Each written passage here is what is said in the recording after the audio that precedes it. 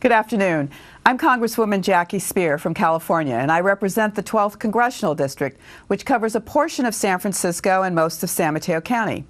This area includes the remarkable city of San Bruno, which unfortunately was devastated by a natural gas pipeline explosion on September 9, 2010.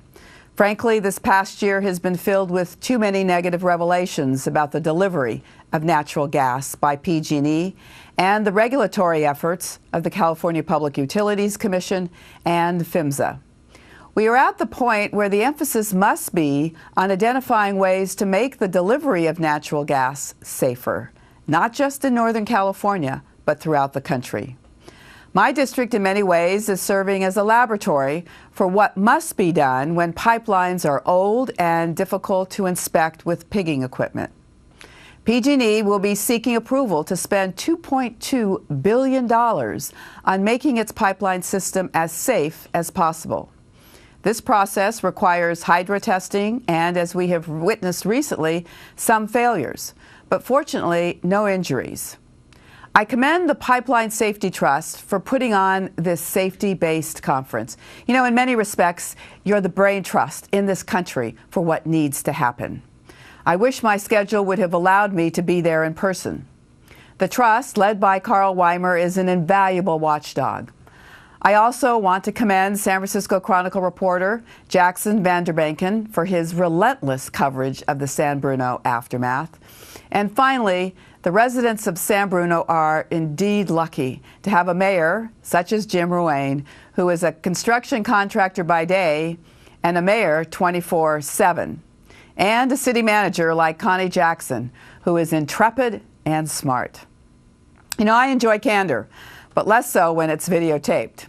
Nevertheless, I would hope the conferees would advance our understanding of the issues raised by the following questions. 1. How can new technologies help pipeline safety? What are the technologies and how soon can they be available for use? Specifically, I'm looking at PG&E's hydro testing, which is uncovering weaknesses in pipelines. But is hydro testing the only suitable approach? For example, there are companies that make mobile methane gas detectors that could help pinpoint leaks. For the record, I believe all pre-1971 transmission pipelines that haven't been field tested should, in fact, be tested, beginning with those in high-consequence areas. Additionally, the installation of remote shut-off valves can reduce damage from a pipeline explosion. PG&E is installing these valves on older pipelines in high-consequence areas. But industry in general appears to want to limit remote shut-off requirements to new pipelines, and even then, only if economically feasible. What are the objections to placing these valves where they are needed most? 2. How much do we want to spend to be safe? The big debate in California will be over how much of the $2.2 billion in safety work will be covered by PG&E shareholders.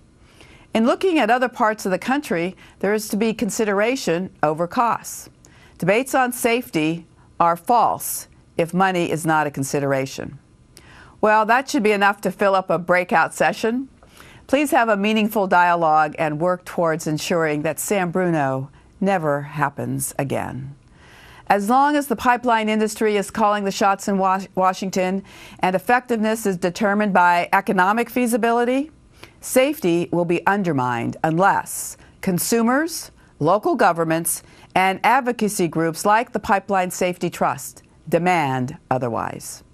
Thank you for the opportunity to join you, if only by video.